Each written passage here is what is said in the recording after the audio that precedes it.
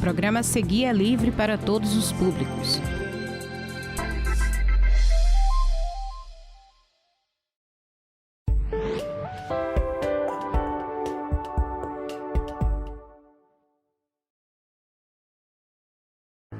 Olá, tudo bem? A partir de agora, mais um Universiência, o primeiro programa brasileiro de TV e internet realizado em parceria com TVs e instituições públicas de ensino superior do Nordeste brasileiro que estão produzindo ciência e conhecimento.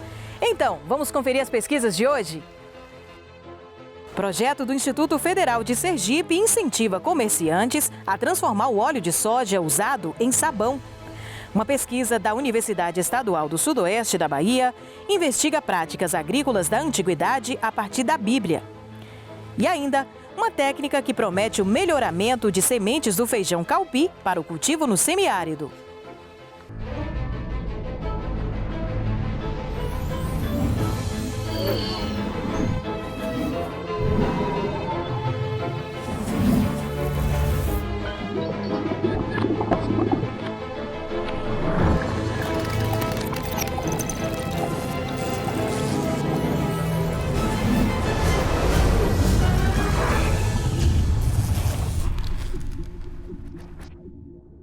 Olha que solução bacana para a economia e o meio ambiente.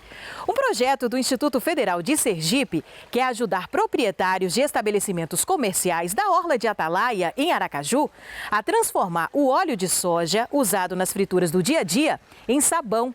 Além de ajudar nas contas do fim do mês, contribui para preservar o meio ambiente.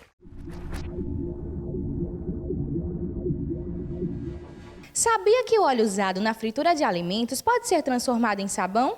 Como você descarta o óleo de cozinha que você usa em casa? Eu uso mais azeite, mas quando eu termino, eu absorvo eles com papel toalha e ponho no lixo. Eu nunca despejo na torneira, né? Na pia, né? Que é para não entupir, né? Geralmente lá em casa, acho que a maioria em geral, a gente descarta o óleo, a gente não sabe se é de forma correta, mas é mesmo jogando ou na pia, da cozinha, ou se não um ralo no quintal, geralmente no esgoto. Dessa forma que a gente acaba descartando. A proprietária do Drica Tavares Buffet descobriu que reutilizar o óleo do preparo dos alimentos é uma forma tanto de contribuir para a preservação do meio ambiente, quanto para economizar com materiais de limpeza. O óleo que a gente utiliza para fritar os salgados, geralmente eu deixava no PET, ia para o lixo, ou dava a alguém, que geralmente alguém me pedia. Foi quando eu fiz essa capacitação e uma menina que trabalha comigo, através disso, começou a fazer o óleo. Só que ela mora no interior. E a sogra dela, como fazia também, aí eu comecei a dar o óleo. E no início eu dava o óleo, dava também a soda, cáustica e escamas, e mandava para ela com a essência. E aí geralmente ela mandava sabão para mim. Aí nós começamos a dividir o sabão, que aqui é utilizado na lavagem de panelas, de chão, de paredes. É um sabão bom, ele tem que passar 20 dias para ser utilizado. Ele não pode ser utilizado no corpo, na verdade, né, para banho, mas pode ser utilizado em roupas. A capacitação que Adriana Tavares e alunos do IFES receberam aconteceu aqui, na sala de aula de Alimentos e Bebidas do curso de Tecnologia em Gestão de Turismo do campus Aracaju, do Instituto Federal de Sergipe, e fez parte do projeto de extensão Produção de Sabão utilizando resíduo de óleo dos restaurantes da Orla de Atalaia. O projeto surgiu da preocupação do professor da disciplina, Luiz Carlos Gonçalves, em destinar corretamente o óleo saturado usado em sala de aula. Primeira coisa na verdade, armazenar o óleo, né? Depois de armazenar o óleo, a gente guarda, a gente faz uma limpeza do óleo. Se o óleo estiver muito sujo, a gente faz a limpeza do óleo através de água sanitária, né? E a gente faz um processo de decantação do óleo. Depois faz uma mistura com soda, tem que ser uma soda 99%, né? E faz a mistura com peso, medida, óleo, soda cáustica e água e uma essência. Reutilizar o óleo de cozinha para produzir sabão é uma forma de evitar impactos ambientais causados pelo descarte incorreto do produto. Quando a gente tem uma grande quantidade de óleo sendo lançada na rede, a gente tem questão de obstrução dessa rede. Ele causa uma crosta e isso vai entupindo os esgotos. Às vezes a gente enxerga na rua, por exemplo, uma rede estourada, esgoto vazando. Geralmente é uma incrustação, uma obstrução ali na rede. Então, para a companhia de saneamento, é um problema operacional. Além disso, tem o problema de meio ambiente quando a gente lança no óleo. O óleo tem a capacidade de de poluir, tem estudos que falam 20 mil litros de água, 30 mil litros de água, 1 litro de óleo tem essa capacidade de poluição. Então, tem a questão operacional para a companhia de saneamento, que é a questão da obstrução da rede, e tem a questão do meio ambiente, que é a poluição do óleo quando é lançado nos corpos d'água. Como vimos, pequenas práticas sustentáveis, como reaproveitar o óleo de cozinha para produzir sabão, geram benefícios econômicos, sociais e culturais para empresas e comunidades, além, é claro, de preservar o meio ambiente.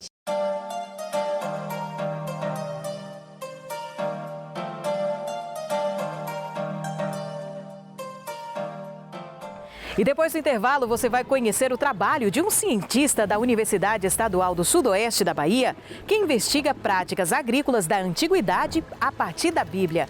A gente volta já já.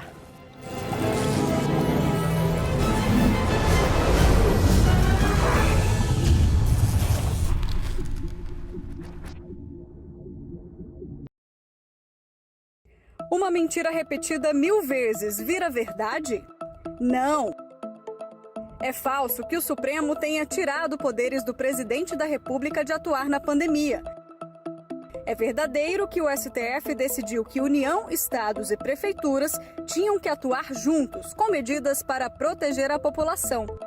Não espalhe fake news, compartilhe as verdades do STF. Existe uma outra pandemia se espalhando em nosso país, as fake news. Elas circulam nas redes sociais e os estragos são bem reais. O governo do estado tem sido vítima desses ataques. Criar fake news é crime. Compartilhar também. Por isso, fique atento ao que você recebe no seu celular. Para enganar você, eles manipulam fotos, fazem textos impactantes, criam sites falsos. Depois, usam robôs virtuais para espalhar a mentira. Até chegar aí no seu WhatsApp. Parece notícia, tem jeito de notícia, mas é fake. Sempre que receber uma informação, desconfie antes de compartilhar. O governo do estado tem um site oficial para te ajudar a pesquisar melhor. Com fake news é assim, ou você derruba ou você cai. Nossa gente, no verso e na canção, na tinta, no pincel, no lápis e no papel, no palco chão, a lente, nossa gente.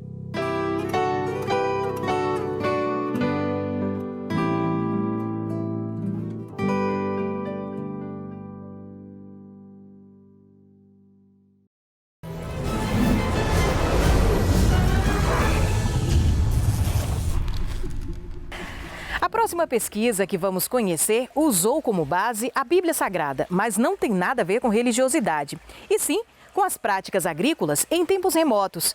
Na Universidade Estadual do Sudoeste da Bahia, o professor responsável pelo estudo observou nos textos do Velho Testamento fatores da administração e produção agrícola que podem influenciar diversas culturas até os dias atuais. Um estudo de especialização, um curso de especialização, cada um tinha que apresentar uma ideia e eu apresentei essa ideia, porque eu tinha acabado de ler a Bíblia e no Antigo Testamento, né? Nós fomos verificar no Antigo Testamento a quantidade e o tipo de citações sobre agricultura e encontramos várias citações e às vezes, muitas vezes, de forma simbólica. Mas verificamos também que a lei de Moisés determinava alguns procedimentos, comportamento humano, atitudes para administrar alguns aspectos da agricultura entre os israelitas na antiguidade, antes de Cristo. As festas agrícolas são 4 festas agrícolas determinadas pela lei de Moisés para os agricultores israelitas, essas festas eram ocorridas durante os períodos de safras, né? Esses agricultores deveriam celebrar, primeiro porque era um bom motivo comemorar, né? a boa safra. Segundo, o segundo motivo era lembrar que se eles tinham safra, se eles tinham produção, porque o Deus tinha abençoado o clima, né? E era para lembrar, né? Para confraternizar também, mas lembrar que só existia um Deus. Eram técnicas agrícolas simples. E até hoje existem as técnicas agrícolas simples. A maioria dos agricultores do planeta são pequenos agricultores, que ainda utilizam a simplicidade, né? Utilizam procedimentos comuns e bem simples, de acordo com seus recursos. Por exemplo, a posse da terra, sustentada pela lei de Moisés, dizia que o território de Israel, após a saída do povo lá do Egito, deveria ser distribuído de forma sorteada. As tribos maiores receberiam o maior lote de terra, as tribos menores receberiam o menor lote de terra. Assim evitava o latifúndio. Foi uma reforma agrária teocrática. Além dessa reforma agrária que eu citei, tinha algumas práticas agrícolas que tinham que ser diferentes dos povos vizinhos, que eram politeístas. Então, a religião monoteísta, defendida por Moisés, ela tinha que ser praticada entre os israelitas.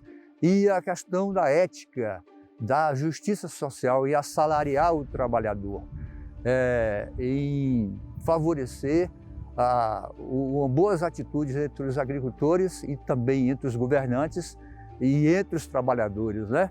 Para evitar injustiça social e a má distribuição de renda, né? Mas o marcante aí da lei de Moisés é a influência das leis monoteístas sobre a administração da agricultura. Isso é inédita, a abordagem dela, eu desconheço a existência de uma similar, e o importante é que isso dê uma contribuição para o conhecimento científico. Poucos livros cito assim esporadicamente um pedacinho sobre o assunto, né? E a maioria desses livros traduzidos, publicados em inglês, eu tive sorte de encontrar alguns livros, vários livros já com tradução do inglês para o português, e eu tive que garimpar e juntar, fazer uma coxa de retalho, juntar com o relato bíblico, né? Do Antigo Testamento, hein? Essa pesquisa, o Universo Pesquisa, foi o Antigo Testamento. E juntar com as citações do Antigo Testamento sobre a agricultura, e aí nós costuramos esse trabalho, né? 130 milhões de toneladas de plásticos descartáveis foram jogados fora em todo o mundo, de acordo com a pesquisa do Índice de Fabricantes de Resíduos de Plásticos, publicada por uma fundação australiana em 2019.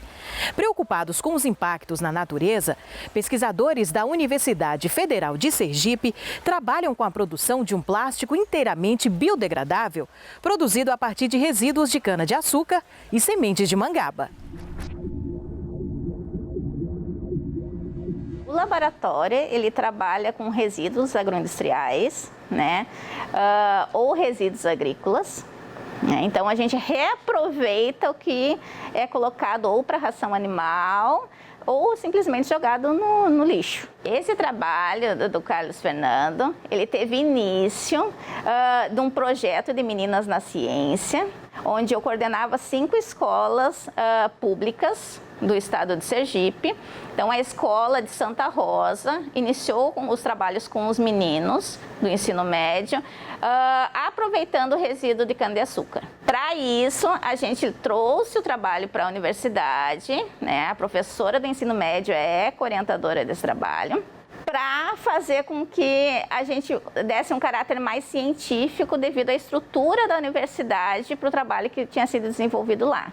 Então, a gente aprimorou os trabalhos de forma tecnologicamente. A ideia do bioplástico era produzir um canudo que, além de biodegradável, fosse comestível, né? E daí, por alguns problemas enfrentados durante todo esse processo, a gente mudou de plano para produzir pratos que também fossem biodegradáveis, e a matéria continua sendo, de certa forma, comestível, né? A depender da forma que o material será utilizado. Eu vinha com frequência de 3 vezes por semana para o laboratório para fazer essa parte experimental, até conseguir chegar ao resultado final, que foi o bioplástico. Inicialmente, eu pensei que eu não ia conseguir, porque eu nunca trabalhei com bioplástico, foi a minha primeira vez, e eu tive total independência no projeto, que foi bom para mim, porque Eu gosto desse desafio, né? E com a expectativa de que as meninas da educação básica iriam acompanhar esse projeto, então eu estava bastante preocupado em saber todo o processo, né, de produção desse material, para que eu conseguisse chegar a um resultado positivo.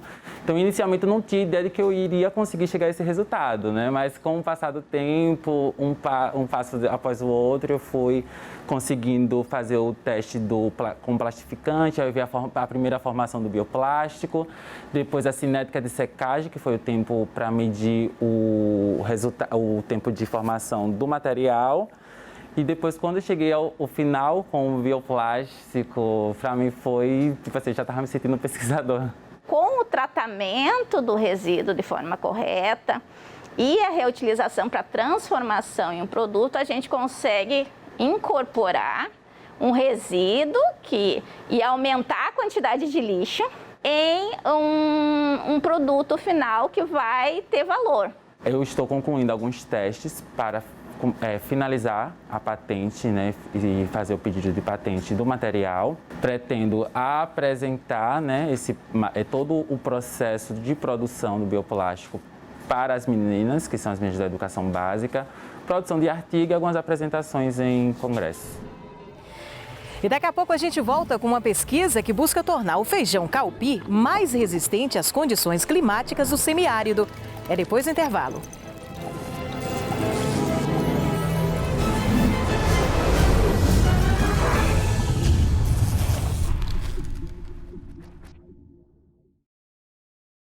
A partir de agora, você vai poder acompanhar a nossa programação ao vivo, de onde estiver e na hora que quiser, com o novo aplicativo da UESB FM. São 24 horas da melhor programação musical, cultural e jornalística, ao alcance da sua mão. Para baixar, busque o aplicativo pelo nome da rádio, UESB FM, na loja virtual do seu smartphone. Instale e aproveite o seu conteúdo favorito. É a rádio que você gosta de ouvir, agora também no seu celular, 24 horas por dia. UESB FM. Informação, formação e conhecimento. O mês é especial, mas o cuidado deve continuar. A descoberta precoce aumenta as chances de cura do câncer de mama. Por isso, é importante realizar seus exames periodicamente. E se você tem 40 anos ou mais, ou histórico de câncer na família, é importante fazer a mamografia anualmente. Previna-se, se toque, se cuide, se ame. Uma campanha do Sistema UESB de Rádio e Televisão Educativas. Informação, formação e conhecimento.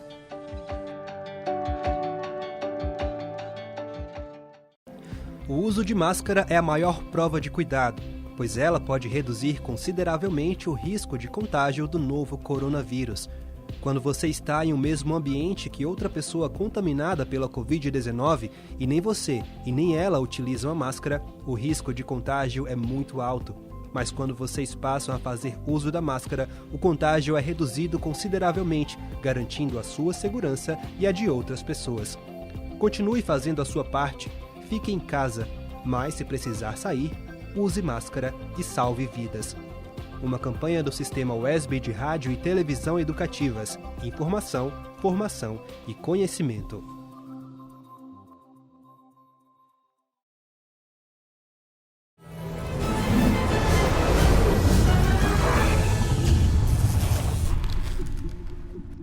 Fonte de proteínas e fibras, o feijão é um dos produtos mais consumidos no país e indispensável na mesa dos brasileiros. Nos últimos anos, as variações climáticas fizeram a produção do grão despencar em comparação às safras passadas e o preço subir. Na Universidade Estadual da Paraíba, pesquisadores estão desenvolvendo um feijão que resiste à escassez de água e às altas temperaturas. A ideia é garantir uma semente adaptada ao cultivo nas regiões semiáridas. A pesquisa vem sendo feita desde 2012 no Laboratório de Ecofisiologia de Plantas Cultivadas, o Ecolab, no Campus 1 da UEPB, em Campina Grande. O estudo é em parceria com unidades da Embrapa para o melhoramento de um tipo de feijão que se torna resistente à escassez hídrica e a altas temperaturas. Primeiro a gente selecionou de início em torno de 11 materiais. Esses materiais são genótipos cultivares, vindo da Embrapa Meio Norte e da Embrapa Semiárido. E pegamos também alguns materiais em nível de produtores locais. E fizemos inicialmente teste de campo, selecionando os melhores materiais em termos de resposta, dentro da variabilidade genética, em termos de rendimento de grãos, qualidade de grãos e tolerância à restrição hídrica. A partir daí a gente começou a trabalhar então selecionando esses materiais em nível de experimentação, colocando sistema de cultivo com a capacidade adequada ou normal, sem restrição hídrica, e restringindo essa restrição a em torno de 50%. A partir daí a gente começou então a selecionar os materiais mais tolerantes. A gente já está em torno da terceira geração em termos de seleção de material, onde a gente coleta esse material no campo, traz para o laboratório, vê a questão em termos de tolerância bioquímica sobre restrição hídrica e também tolerância à questão fisiológica. Vejamos que o feijão calpi, como outras culturas, elas são afetadas pela falta d'água, por exemplo.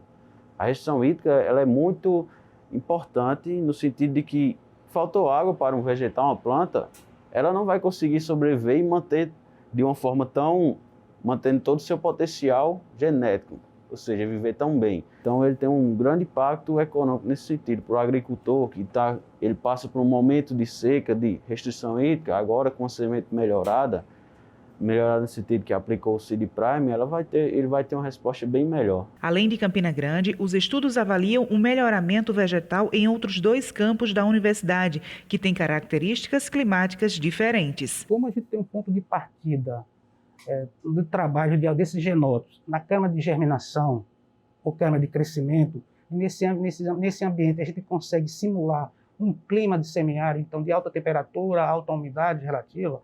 Ao selecionar esse material, levando esse material em nível de campo, a gente consegue ver a plasticidade que esses genótipos devem ter em termos de comportamento ambiental. Essa etapa que está sendo desenvolvida aqui no Ecolab, nossa equipe, estamos trabalhando com o Seed Prime, que em tradução literal é o Prime de sementes. Consiste de um melhoramento, por que não, de submeter essas sementes em um estágio inicial, submeter elas a um estímulo, no nosso caso, um estímulo seja ele de oscilação térmica, alta temperatura, de restrição hídrica e de variação luminosa.